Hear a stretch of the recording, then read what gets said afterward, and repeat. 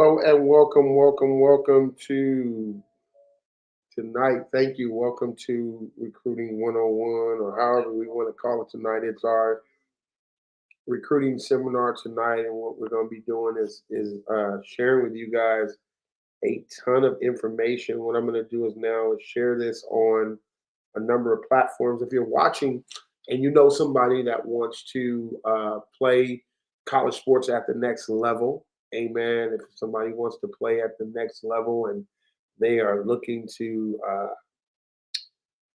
go and they need more information, I would tell you to start sharing this on their pages right now. I'm going to share on a couple different platforms that I work with, and then we're going to jump right in. I have a presentation to share with you about college recruiting, branding, as well as I would tell you guys on tonight,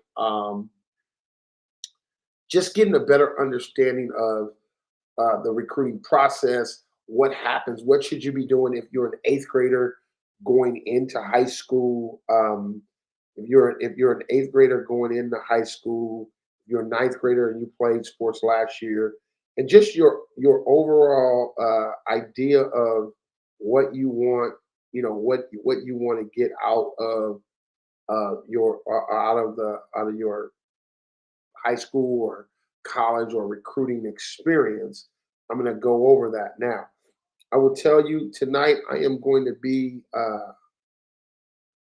um, very much so candid about what I say and how I say it to you guys directly. You can definitely ask questions in the feed, and we will answer as much as we can answer on tonight for you on live. But what I want to do is with the presentation is give you as much information as I can in regards to the recruiting process. Okay, and so very going to be very informative. If you have people who really want to understand and know about uh, again branding, your high school student athlete, your eighth grader going into high school or last year of eighth grade or doing eighth grade a second time, of how, because the recruiting process has changed tremendously over the last since the pandemic. It's probably changed two or three times with um, again with NIL, with the transfer portal. I am tonight going to share with you facts. I'm going to give you actual numbers, things you can look at, websites you can go to. So if you're somebody that's really, you have a student athlete that is desiring to play at the next level, I'm going to give you time because I believe as a parent, you should take some notes, bounce it off of somebody else, be able to go to the NCAA .org website, look at some stuff there under recruiting college bound student athlete. You can get the recruiting guide. I'm going to deal with you with calendar dates. I'm going to share some dates with you guys that are very important. Um, and so I want to share with you that from a football perspective. I want to make sure that people know I do football, basketball, baseball, softball, volleyball, men's volleyball. I do every sport. I talk about football in this sense a lot is because football uh, is the most widely used. When we talk about recruiting services, there are more scholarships to give. And so we talk about football quite a bit. But for the most part, if you're watching this and you go, oh, I don't play that sport, all of it when it comes to the transfer portal, uh, uh, the transfer portal, uh, um, the transfer portal in every sport, um, it becomes the same for a high school student athlete. What I want to do is be able to give you guys many options of what there is for you to be able to do in that process, as far as the options of schools, so you have a better understanding of what uh, an NAIA school offers, what a Division II school offers, what a Division III school offers over a Division I AA or Division I. I hear a lot of times people say um, they don't offer full scholarships at an NAIA school. They don't offer any money, and that's a misnomer because I had an AIA scholarship offer for you that I can show you. They offer money. Is it going to be 100%? No, it's not. Is it better than junior college? It all depends on what you're looking for, if you're going to get on the field or not. So there are a number of different things that we'll be able to talk about tonight. I want you to be able to follow through the presentation about who I am, who California Recruits are. If you're in Texas or Arizona, we also now own Texas Recruits and Arizona Recruits. We're helping kids from Texas, Arizona, and California because the number of kids that colleges are looking for in certain regions are different than in every other region. So we want to make sure you guys, you get a better understanding. So I would tell you right now, I'm going to ask you again, not only for my benefit, for the benefit of your family, friends, and those who um, always hear about recruiting or hear about it, and they all got different ideas. I'm going to give you um, the exacts. Okay, I'm gonna give you the exacts of what it is, and then you can make your decision on what those things are, how those things work, if those are things that benefit you or not. What California Recruits is not the hookup. We don't do I'm gonna share with you tonight. Some people may not be interested in hearing it. There's no such thing as a jump off offer anymore. Those are street terms again for an offer that just gets you started, and everybody then gonna start looking at you, but you can't commit to it. That's not what we do. It's an actual service. We have a website, carecruits.com, Texas Recruit, recruits.com, and AZ Recruits uh, recruits.com. We want to be able to share this with you. And then again, recruiting is happening younger and younger. If you've been watching, a lot of your ninth grade, 2026, 27 kids are committing to schools earlier and earlier because the schools are looking at high school kids earlier and are projecting uh, um, uh, a exact, projecting where this kid may be, may not be. So I want you guys to be able to share this with you to understand if you are an eighth grade kid, what you need to be doing if you're going to the eighth grade next year. If you're going to be a holdback, what are the things you can do to get colleges to start looking at you early on? I know some of you yesterday was out at uh, um, Rivals Camp or Speed Camp. Some of you filled out the NCSA thing. I'm going to show you NCSA.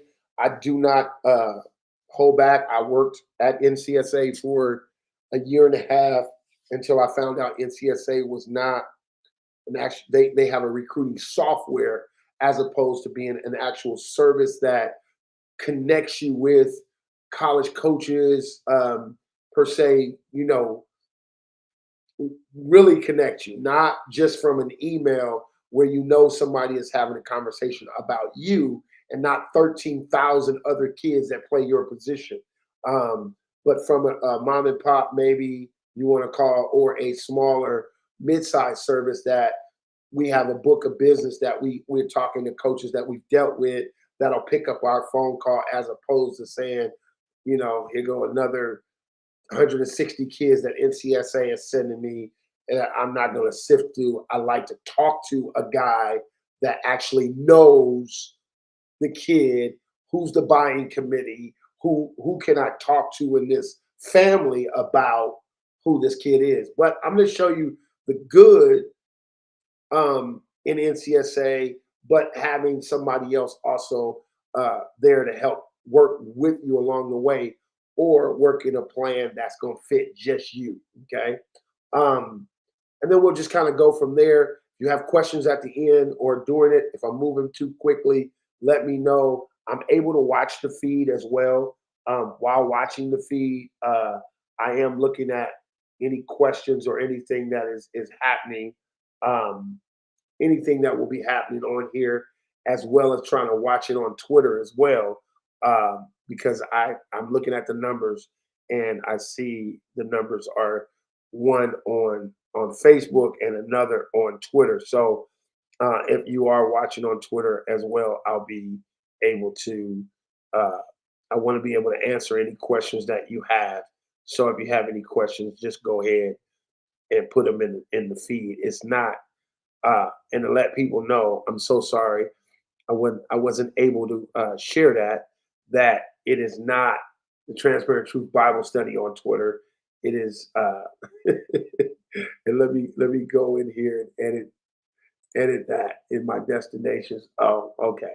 Yeah, that is not the Bible study on Twitter. It is, and that's on YouTube, so I don't have to worry about that. But let me take that one off. Yeah, that's on YouTube, but on Twitter, it says the Bible study, and let me just put that it's the recruiting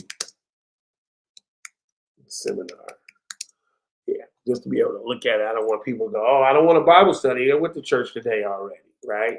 So yeah, we want to make sure that's what it is. All right, cool. All right. So we're gonna jump right in. I'm probably gonna get smaller. You guys are gonna hear my voice. I hope that you guys can still hear as we go here. But I want to welcome everybody to Recruiting 101 or California Recruits uh, recruiting seminar here today, and just want to thank you guys for tuning in. All of you guys that are tuning in. All right. If you have any questions, again, as I said, you definitely can go in and look at this from this point on. All right. So don't want to do that. Want to understand. Oh, that's how you do that one there. So just want to kind of give you guys an idea of who I am, John Jernigan. I worked as a sports agent from 1992 to 95. Worked for a company called Sports Placement Services in Malibu, California, where I represented professional athletes for 3 years, but got paid for about 5 to 7 years. My first year with that company, I had 14 14 NFL players from college to go to the NFL. I had 3 players in my very first year go in the second round of the NFL draft. So I recruited for the company or was a sports rep that went out and talked to college guys. I had the number 1 pick in the second round, the number 8 pick in the second round, and about the number 13 pick in the second round, which was Darnay Scott, Chuck Levy, and then Von Parker from UCLA. Then I had a third rounder, rest in peace, Norman Hand. And from there on, just a slew of guys that came through and how I got into this industry. In 1995, I started Student Athlete Assistance Service, which is now California Recruits. Started out of Phoenix, Arizona. While in Arizona, started the company and really helped a number of student athletes from that particular area. Found out real quickly that California, Texas, and Florida was really hotbed. So just to kind of let you know, I've been in this industry from when I was sending out VHS tapes with 3-minute videos on them to colleges, packaging them and mailing them out. From there, DVDs, and then from there, so I've kind of changed with the industry. Since the start of the company, we've grown into Texas and then Arizona Recruits, ArizonaRecruits.com, and now the company since 1995. What we don't brag about is that we just signed up 10 million kids, but we've signed up enough kids to still be able to give you a great placement number at 94%. Not 100%, but 94% placement rate of our student athletes. All right. Our biggest thing is why I started this company was I had a strong desire to educate parents about recruiting, because there was all these misnomers about recruiting, and I wanted to stay in the industry. Once I left the NFL sports agent deal, I really wanted to get out of that, that industry, and God bless me to be able to find something that I can stay still close to recruiting student athletes, and so it was it was a blessing to be able to do so. So we that was a blessing for us to be able to do so. So really enjoyed doing that, and then I learned quickly that high school coaches didn't and don't have the time to help every kid.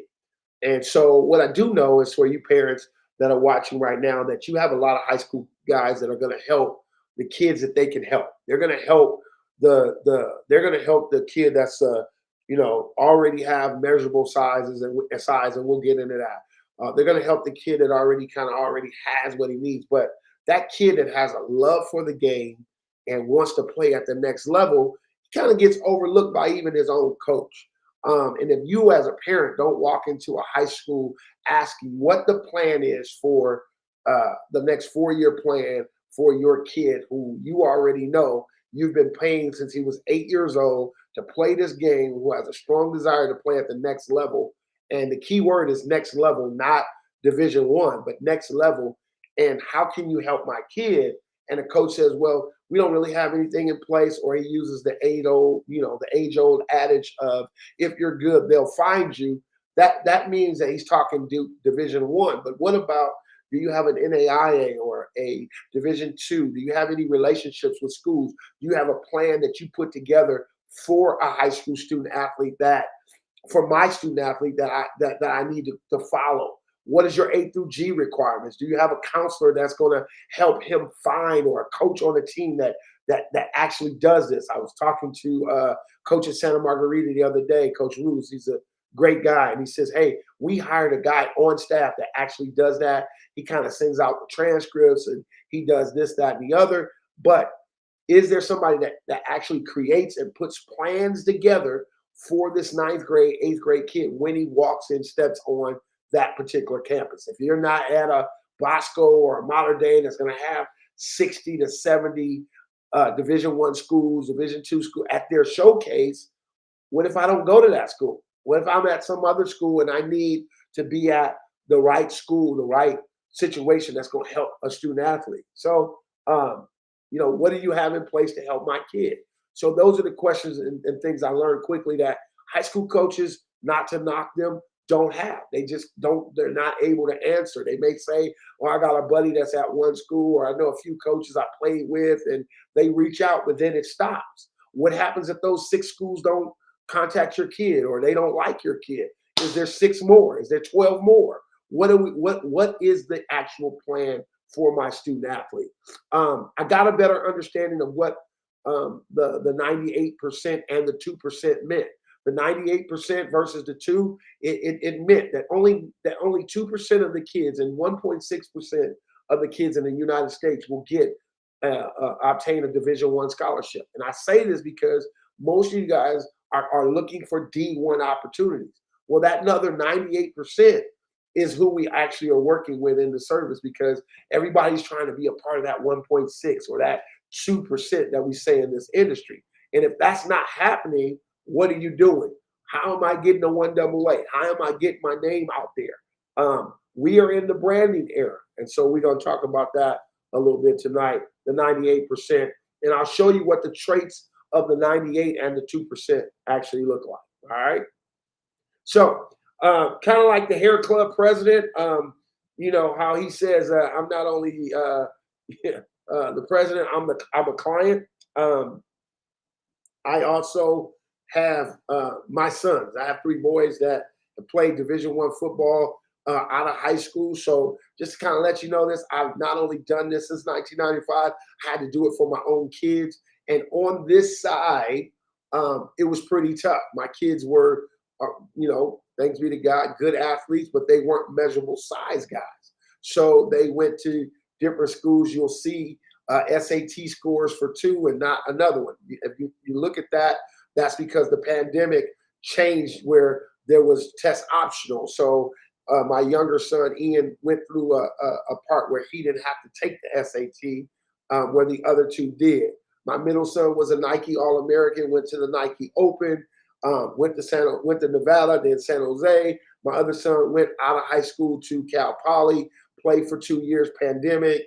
didn't like the program, came back, went to JC, and now is finishing up at a Division II school, going to be going to a Division II school.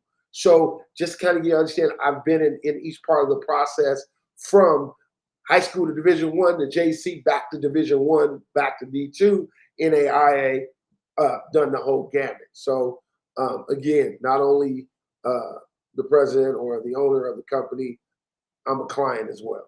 All right. In 2023, and I'll get these numbers for you for this year, California Recruits average scholarship, if we break the scholarship down, was able to get on average a $35,117 per year scholarship for student athletes that were using the service. So out of 38 student athletes, we placed 40 of our top kids in 2023. And on average, if school's about $40,000 to $42,000 a year, we were able to then get those student athletes not a Division I scholarship. We were able to get those student athletes close to $35,117 on average of their scholarship. So take that number at 42. There was almost, at our NAIA or Division II schools, there was about $5,000 to $7,000 left over. If you take the number and you go, you know what, 35 or 42, man, that's more than 85% of school being paid for. So we did a really good job of doing that, and that was on average for our student athletes. All right. Here's a particular clip I want you guys to be able to see. I'm going to see if there's a way I can blow it up and make it bigger. Yeah, there it is. All right. So when you look at this particular screen, I want you guys to understand what this is. This is a Division I measurable sheet. I'm going to see if I can actually zoom in, because I don't know if you guys can see this. So I'm going to zoom in a little bit. Let me zoom in. I don't know if I zoomed in or I zoomed out. What was that? I keep zooming out. What is that? I don't want to zoom out. I want to zoom in. All right. All right. Let's say zoom out. Oh, all right. I zoomed out and it went forward. So maybe it's the other way. All right, cool. So I hope that kind of helped you guys, help you be able to see this. But I want you parents to understand this. And this is where working with a service, as opposed to, as I say, guys, I'm not the hookup. I'm sorry. I want to make sure that goes back that way. All right. That I let you guys know that I'm not the hookup, but these are actual, real numbers. This is a college measurable sheet. And this just basically states when colleges come out, this is what college coaches are, what they're looking for. This is where it starts at. Okay. This is where it initially starts at for you guys. Okay. It is a 6'3", 200-pound quarterback, 6-foot running back, wide receiver. These are the numbers. What you have to understand about all of this, I want you guys to understand. Division I, 85 scholarship, full scholarship. Okay. Division I AA, 65 scholarships can be broken up into full scholarships or percentages for a student athlete. Division II and NAIA, they're going to be a combination of three different things: financial aid, your grades, and football money. Division III does not give athletic scholarships, but if you are a high academic student athlete, you can get a very, very good package, which would be close to 85, and at some schools, 95% of school paid, which would be all of your tuition with the exception of dorms. So if you didn't know, there's a minority scholarship at Cal Lu. If you are a 3.5 or better 4.0 student and a student athlete at a Division III school like Cal Lu, school is 95% paid for. Only thing they don't pay for is your living. So if you are a full Pell Grant student athlete that'll get $7,100 in Pell Grant money, school is absolutely free for you at the Division III level. But if you don't know these things, you're not asking the right questions, you're not getting that information. You go, I don't want to go D3. Well, you can go Division 3 and get your school paid for. And parents, I hear this all the time. I just want them to get their education. If it's about the education, nothing on this screen, size wise, NAIA, Division 2, Division 3, stops you, number one, from getting to the NFL. I talk to too many parents who try to skip college and go, well, he wants to go here because he wants to go to the league. The NFL drafts from everywhere. There are pro days at all of the schools. Will you have a better opportunity if you go to a Power 5 Division 1 school?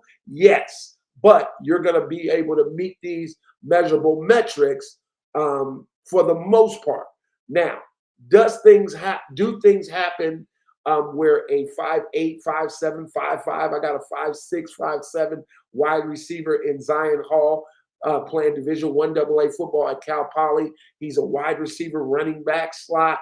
But I can tell you Zion Hall was a wide receiver that's 5'7", 160 pounds out of high school, runs a 4.39, 4.38, and had a 4.0 GPA and went to school for engineering. He met other metrics. So a lot of times when I'm talking to parents, talking to people, you guys are saying, oh, well, he's just as good as so-and-so. Okay, now, do you know if so-and-so, like Zion Hall, let's use it, if he's 5'6", well, he's bigger than him, he's 5'10". Okay, does he run a 4.39, 4.38? Well, no, he ran 4.5 or 4.4. Okay, that's one metric he beat him at. Speed kills. Does he have a 4.0? No, he has a 2.8, 2.9, 3.0. Okay, 4.0, another metric he beat him at. Those metrics are things that are going to help that student athlete get an opportunity that maybe yours doesn't at a Division 1 AA school. So you have to look at the whole gamut and not just look at the student athlete just playing ball. It's not just that, okay? So when we look at here at these different things, realize we want to go where we want to go. And I'm going to say this to you again. In this climate, in this era of football, most kids are going to have to play down to play up, which means when we start talking about transfer portal, and I'm going to take you guys to some different pages and some different things, I'm going to share with you, and you guys are going to see a couple of the things that are going to happen that a lot of guys that are coming from 1AA, if they go do really well at a Sac State or a Cal Poly or a mid-major like San Jose or Fresno, and they make all Mountain West or all Big Sky, they'll in their first or second year, they still have 2 years to play, 3 years to play. They have an opportunity to move up to a Power 5 school. That's just the climate and the era that we live in.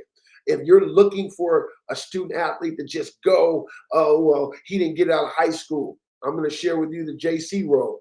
If you take that JC route, you better be a high school student athlete that is going to go into the JC route out of high school because you feel they missed you. You better be able to play high school at the junior college level as a freshman if you're going to leave in 5 months. Yes, I said 5 months because if you take August, September, October, November, December, and you're trying to leave in a quote unquote year, that's one football year, that's one semester. You have to be on the field 85, 90% of the time, which for the most part, people don't factor the 22-year-old guy, the bounce back guy that came from another school, that bounced back, that's going to play over your high school student athlete. And now you're either gray shirt and red shirt, or you're on the team and you don't play. So that's a year wasted. And who wants to waste a gray shirt or a red shirt year in junior college? Because when the colleges come in December to take a guy who's played 1 year, they want that guy to have 3 to play 2. That means he has 3 years. He has 3 years to play 2, which he has a red shirt and 2 years to play in the event that they have to develop that guy. That's how that goes. If that's not happening and you're a 2 for 2, you're probably going way, way low D1 or Division 2. And it's okay. But I'm here to give you the actual numbers and how it goes. So this is a measurable sheet. This is what coaches are looking for as you start looking at the size. It's not to discourage you. It's to give you the actual numbers of what coaches and what schools are looking for. Okay. So I get this a lot. I get Coach D, I don't want to. I get Coach. I don't want to. I don't want to leave California. I want to stay in LA, or I don't want to leave Cali. And I do this to help student athletes and their parents understand. Well, he doesn't really want to go far. I hear that kind of thing all the time. Well, you got 11 schools between Division One and One AA to uh, get recruited by if you're going to leave, if you're going to stay in Cali. So if you're not getting recruited by Stanford, Cal, USC, UCLA, those four schools in Cali, I can tell you right now that your next is the other mid-major and then Division One AA schools. So then you have Fresno, San Diego State, and San Jose State. If those schools aren't recruiting, your One AA schools are going to be uh, Cal Poly, Sac State, University of San Diego, and then UC Davis. If those schools aren't recruiting you, you're probably not going to be able to stay in school in California. These are the real numbers of schools in your state. So the question is, what is your plan, and how soon are you trying to get the coaches at these schools to know who you are? Okay. In California, we have really no Division II schools, none. Okay, I want you guys to really know that. I know that we have one on here in Lincoln. I'm not going to badmouth Lincoln. I don't know what Lincoln is doing. I've sent some kids there, and I've removed kids from Lincoln. Lincoln plays a Division II and some Division Ones. I would say Lincoln is almost like an independent. You look at this number here, there's only 72 kids on that campus. As a parent, you might want to, it may be more now before I did this slide, but it's a vocational school churn. It only has a business degree. It doesn't have any other majors. So you got to really look at it from that point. I would say California has no division. They don't have any Division II schools. So if you're going to go to Division II school, you're going to leave California. If you're going to go Division III, you're going to be looking at Chapman, Redlands, Cal Lutheran, Pomona College, Claremont, University of Laverne. Those are your Division III schools in California that you need to understand that you're going to be looking at. Okay. From there, guys, as a parent, I put the slide here. I want you guys to know, as a parent, when you're walking into a high school, if you're doing this, you can get this on the NCAA.org website. I go through this with my guys. To make sure you're Division One or Division II qualified, this is your A through G tracking sheet. Parents, at the end of every semester, you just finished first semester at Christmas, you should be able to go through this 4 years so you know and have an idea of where your student athlete is in this process. Okay, you want to be able to know when a coach comes to your kid and says, "What's your GPA?" Your kid is able to answer that question.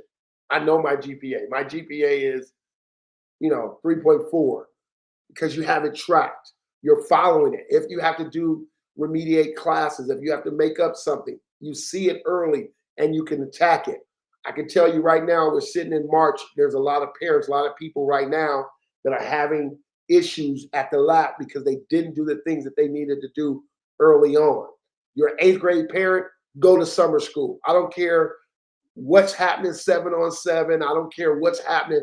Go to summer school and take English. Get English, freshman English in summer school out the way, and then you can do it in the 9th grade, which first semester, and you got 2 years of your English out of the way. So when you get to your senior year, you're done with English. And if you are a recruit that can leave early, you've taken care of either English, and you go to summer school every year, you can leave in December.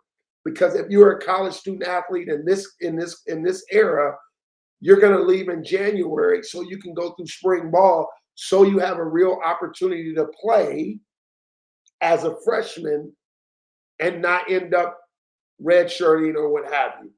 It'll give you a better opportunity. So you want these sheets done, okay? We help you with that. So let's talk about understanding the 98% versus the two. I told you earlier that only 2% of the kids in the United States will obtain a Division One scholarship. If you got a friend right now, please tell them to tune into this part so they get an understanding. Because at California Recruits, Texas Recruit, Arizona Recruits, our number one thing is we want to help you as a parent manage expectation. And the problem we have in high school sports right now and all of sports is that the kids and the parents are not getting the information they need to help manage their expectation at the end, because everybody's going to have a signing day. There's going to be a signing day. There's going to be real offers that were offered that if you call that coach and he says, yeah, we want to accept it, you want to be able to do that. If that doesn't happen, you're going to get a coach that says, hey, that was a ninth grade offer. We went another way. You want to know what's real and what's not. So we talk about managing expectation. That is very important to us. So I want you guys to know only 2% of the athletes in the U.S. will receive a Division One scholarship. That means 98% of student athletes that will get scholarships will be divided by Division Two or into Division Two, Three, and NAIA colleges and universities. Most student athletes and their parents don't realize early enough where they fit. So I'm going to help you understand what the 2% looks like. The 2% athlete, for some of you guys that just went to Rivals today and yesterday, the 2% athlete is a guy that has measurable size, plays varsity as a sophomore. I have a slash here to tell you the holdback era explained. If you have a student athlete and you didn't hold him back in the 8th grade, and he's going up against 8th graders or 9th graders or sophomores on varsity, or let me go back. If you didn't hold that 8th grader back and he went into high school and he's playing freshman football, and in his sophomore year, he's playing JV football, the sophomore that was held back more than likely is going to play varsity as a sophomore and have 3 years of varsity film over your kid who was only going to have 2 because he played JV. Coaches are looking at JV film, okay? Now when he gets to become a junior, that sophomore kid that's a junior who should be a senior, bigger, stronger, his mentality, he's a little older because he came in. And I'm telling you, parents, right now, I'm hearing more double hold back. I'm hearing hold back, double hold back. So that kid is 16 in the 9th grade. Is it fair? Life's not fair, right? Let's find out. Is it fair? I don't know. But that's the era we in, whether we're in Arizona, Texas, or California, the kid is held back. He has Power 5 offers after his sophomore varsity season. He has invites to invite onlys like Rivals, Nike, Under Armour. You guys should know right now, the kids that went today to East LA were invite kids. They were invited to that because they meet a certain metric. They may have offers already. They may have stars already. How do you get stars? Depends on offers that you may have early. If you play varsity football as a sophomore, do you have measurable size? Are the right writers writing about you? Are you being recruited or written about on the right sites? You have to go to more camps. Be in front of the Adam Gorneys and the Greg Biggins and the Brandon Huffmans and all of the writers that are going to continue to write about you. That's why you need, with a service, you need to know, is this the right camp I should go to? Who's going to be there? Is a national writer going to be there to write about your student athlete? If not, you're probably at the wrong camp and you guys use, oh, it was just a money grab. Well, we'll talk about money grabs and understand where you should be in that process. But the 2% athlete, this is some of the things that person will have, okay? The 98% is non-measurable size. Didn't play varsity as a sophomore. Doesn't have any Power 5 offers, mid-major or D1 AA. No invite to the Rivals camp, and doesn't have any star rankings. These are the things that you need to be able to look at and go, oh, okay, then I know where my kid is at. What do I need to do? I need to start branding. I need to start helping my kid understand what that is. So We're gonna take a look at a couple of things right now. Okay, we share our screen. Okay, we'll share our screen here, and I'm gonna show you guys a couple of things. Okay, so when we look at this, this is 24/7 sports. So I want to help you guys understand when we look at 24/7 sports and we look at rankings. If you're going to look at a student athlete or look at your student athlete, here's the player rankings, and here are the 25s for next year. They are already on the 25s.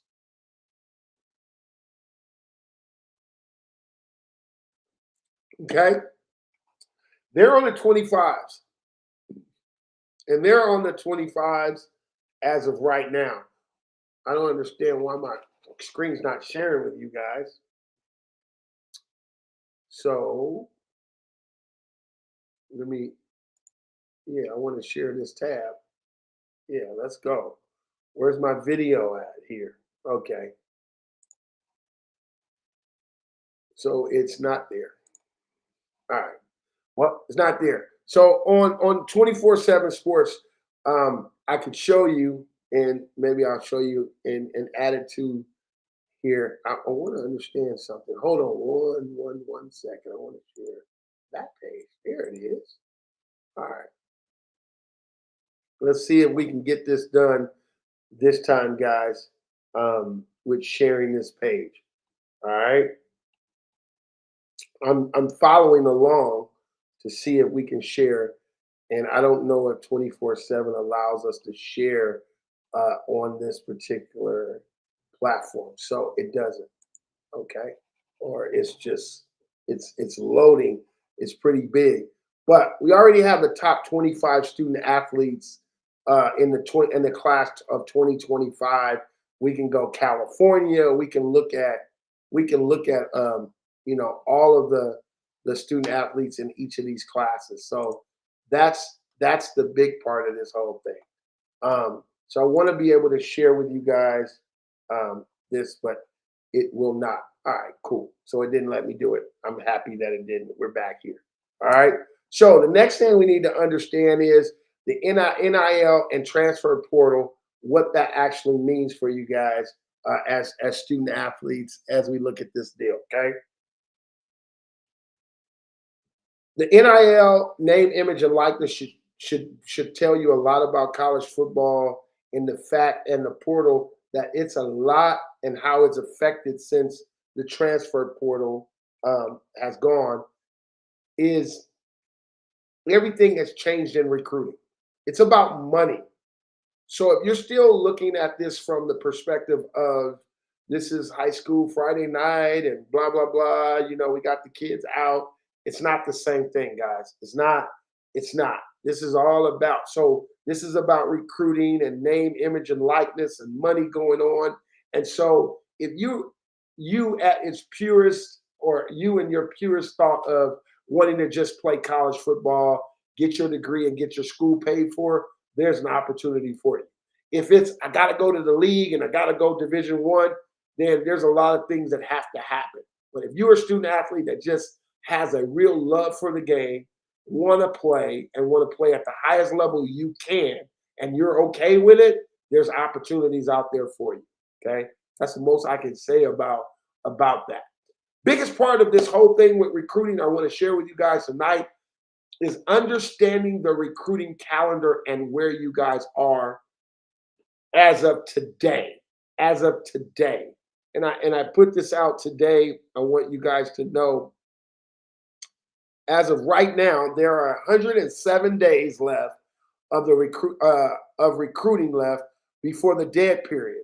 What have you done prior if you are in the class of 2025? So for all you guys that are 25, 26s, there for you to start really getting your name out there. There are 107 days left. I'm going to go through these days again. If you have somebody that you can call right now, I would tell you to tell them that they need to, they really, really need to tune in right now, because this is one of the most important parts of the recruiting process for you. It's understanding the recruiting calendar. Why, parents? So you understand what you need to be doing as of right now. What things should you be doing with your trainers? What you should be doing, what shouldn't you be doing? If you're running track, if you're not running track, who you're training with, how are you getting your information on social media? What are you doing on social media? Okay.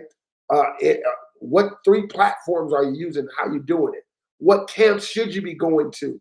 This calendar is what you should live by. This is your recruiting Bible, so to speak, so you understand what's going on. Okay. So there's a couple of things. Let me go back to that screen. Red means dead, dead period. No coaches can talk. Some of you guys have gone on some trips over the last month and you went to some schools and they're like, we can't even talk to you. Doors won't even be open. Coaches can't talk to you. Quiet period just means that during that quiet period, coaches, quiet period is a time that it is permissible to make in-person recruiting contacts only on the member school's campus. No in-person off-campus recruiting contacts or evaluations may be done. So there's coaches that may come by, but they can't really talk to you. They'll talk to the high school coach. And then there's evaluation period. 42 evaluation days. There's there during the month of September and October. And then in November, selected direction of institutions are able to go for so many days, right? Then you have 6 off-campus visits. That it comes down to these different numbers. But I'm going to show you how this thing looks, okay?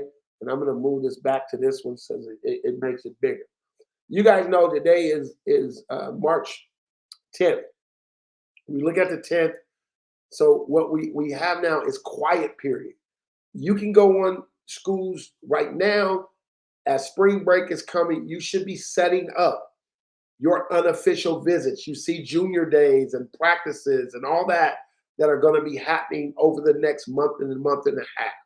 This is where you should be dealing with your recruiting the recruiting part. Visiting schools, going to practices, making sure your video, and I've counted these days, 107 of days that you need to be making sure video is going up via Twitter, via Instagram, via TikTok until they shut that down, I guess. But for the most part, 98% of college coaches use Twitter as a form or as a social media site to recruit and find kids. If parents, get your kids now so they hear me say this, if they are not on Twitter 4 times a week, if they're not posting, no one knows who they are. I could care less of what you did in 7-on-7 and nobody saw it. If you don't know who to tag, I'm not going to tell you tonight because that's part of the service. But if you're tagging head coaches, they're not looking. Head coaches don't get on Twitter for the most part. You may have the very, very few. But Power 5 head coaches, they have a GA or somebody that's working that account for them. They have too much media, too much other stuff to handle. And most kids are tagging the schools they like, which means they're probably tagging, if they don't know that they're not part of the 2% and they're part of the 98, they're tagging the wrong schools. They're tagging Oregon and USC and Notre Dame, schools that they see. So they don't have the guidance to tag the right person, the right school, to start getting the recruiting buzz for themselves. So this is why some of you guys, when you have signed up with NCSA and some of these other services, you guys don't have, they give you a software and a platform and you're still tagging the wrong schools. You're not working with a service that you're working with a recruiter who can say, hey, here's a list for you. You need to be tagging these coaches. I'm going to give you an example. Again, you're a wide receiver. Who should you be tagging? Not the head coach, the offensive coordinator, the wide receiver coach, and the recruiting coordinator. Why? I can tell you why. The recruiting coordinator is the person that can put your name on the board and they can watch your huddle film. The wide receiver coach may say, I like this kid. And the offensive coordinator who tells who's the boss of the wide receiver coach. And when he brings you to him, he then says, I think that's a kid we should offer, man. I like him as well. You like him? Good. Have you talked to him? Have you built a relationship? Have you there you go. Then there it is. Those are the guys. that you should be recruiting. 3 people per school. If you're not doing that and you haven't gotten any feedback from those coaches, like a follow back, then you're still tagging the wrong school. If you've been following that school for the last 2 years and nobody's followed you, you need to unfollow and follow again so it sends that coach a notification. But if you're sitting back going, well, I followed them when I was in the 9th grade or 10th grade and nobody followed me, so I guess they're not interested. They can't follow you until September 1st of your junior year. So if you don't know those dates, you've been following the school and nobody's followed you. So you need to go back and follow that school, unfollow and follow the 3 steps. Then, if you're not working with a service, please, mom and dad, I've not met a parent who doesn't like their kid. You start emailing coaches, you're just another mom and a dad who just believes he's got the next great person. You gotta kind of, in this era, whether you want to believe it or not, you are going to need an advocate that is going to speak up for your kid. And if your high school coach is not talking to a number of schools in a large net and not fishing with a pole, you're going to get a few yeses and a whole bunch of no's, or a whole bunch, 1 or 2. Yeah, I like him, send his film. And then a lot of you guys, your film is not college ready. So you don't understand that. Your film has to be right. Got 8-minute film and you got special team plays. Nobody wants to see that unless you're on special teams taking a punt back or a kickoff back 100 yards or 80 yards. But if you're on there making a block or a tackle, not wrong film on there. So you need to work with somebody so they can evaluate your film. So here you go again. We've just come out of January, February. Dead period ended on last Friday. We went through a whole entire week. First week, coaches can start getting out. What are you doing? Some of you are playing 7-on-7. Some of you, that's why Rivals had its camp today. They're going to take that data, and that data is going to start getting to colleges. And it's going to start getting to colleges through March and April because they have Rivals and national preps and Under Armour, and all that stuff's going to get between March, April, and May. So when we get to June, which is camp season, these coaches will already know who they are coming to look at.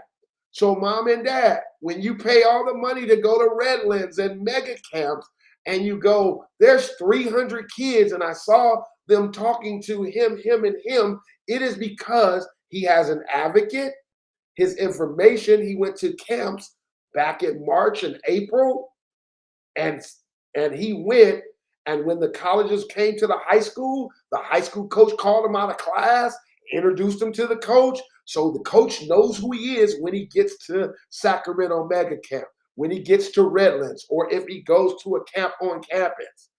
That's doing the front work right here. That's what those 107 days are for. That's what your Twitter is for. That's what understanding what information you're putting out early before you get to June and then go, we went to that camp. It was a money grab. No, it wasn't a money grab for the people who did what they needed to do back in March and April. But you didn't do anything. You were playing, and I'm not knocking 7-on-7, but you weren't putting the information on social media. You weren't running track. You were at all these 35 tournaments with your team that's winning tournaments, and that information doesn't get to colleges. What gets to the schools are, if you're running track, you have track.net. You have times coaches are asking for on the Power 5 level, D2 level, 1AA level. Did you run track? Hey, what was your 100? You ran the 100, ran the 200. What did you long jump? Those are stats. That's data that they want to be able to take back and say, hey, coach, he not only looked good on film, he just went 100. He went 10-8, 10-9. Hey, he's only in the 10th grade. He's 6'1". Let's give him an early offer. That's what's going on. Not, hey, he playing 7-on-7 with the top team. They just won Pylon. Okay, what does that mean? What stat am I using with that? Unless I'm talking to the right coach on 7-on-7 who's saying, hey, he gonna be a guy. That's why I tell you guys, spot play 7-on-7. Spot play the tournament that you're in. You're going to tournaments every week, and it's not doing the results are not going to help you in the end game. Okay, it's not like it was 5 years ago. It's a new era where coaches want to see you playing, running track, doing other stuff. If you are filming yourself, are you taking your camera, your phone into your strong bodies right now? You guys are starting spring ball. You're in the weight room. Are you putting enough film on your Twitter page? That's what you need to be doing in these March, April months. So when the coaches come by, hey, coach, who's so-and-so? That's what national preps camps do for you. National preps, those coaches, Coach Gary Howard and Greg Gregorian and Trent Hirschhall, those guys are putting that data together. That data is getting sent out to the schools. You ran a good 40 time. You bought the locker. They get to look at it. They go, hey, who's this kid? We saw National Prep said he ran a 4.54. He's a big D tackle, big kid. He can play. We didn't have him on our list. He's a little undersized, but I like to take a look at him. Can you get him out of class? Or what time are you guys having practice? We're going to stop by. That's what those camps are doing. That's what those writers are doing for you. Okay? This is what's going to happen for you. So when we come out of May, what's going to happen in that green? They're going to come during the contact period. This is when in April and May, they're going to come and the eyeball test is going to be a factor. Now, what are you doing in the weight room? Do you look different than you did last November and April? Have your body changed? Some of you guys aren't in the weight room. You're not doing the things you need to do. So when they do come out, what are you looking like? Look at that green part of the calendar. And guys, you can find this calendar on the NCAA.org website. You just got to know what to put in. But I follow this calendar with my clients and say, hey, this is what you need to be doing. This is what's going to be happening. This is what's going to be going on. Okay. Now, when you come out of the end of May, right before Memorial Day, I believe that is. Okay. When you come out of this day, this year, camp season will start the 30th, 31st, all the way into the month of June till the 24th. Very vital that you, if you're working with a service, put together the right camp schedule. Some of you guys are going to camps you shouldn't go to. What does that mean? If you're a 9th, 10th grader and 9th grader and you're going into your 10th grade year and you may be playing varsity, UCLA, USC camps might be grand for you. 10th grader that played varsity, you need to kind of, if you're talking to a coach and he invites you and he's followed you on Twitter and he's in your DM and you're having a conversation, you might want to talk with him about, where are you at? Asking the right questions. I know I'm a 2027, 28 coach. What do you think? That's a long way out. I don't want to come and waste time at your camp. I'm 6 feet. I hope to grow. I may go in the 10th grade.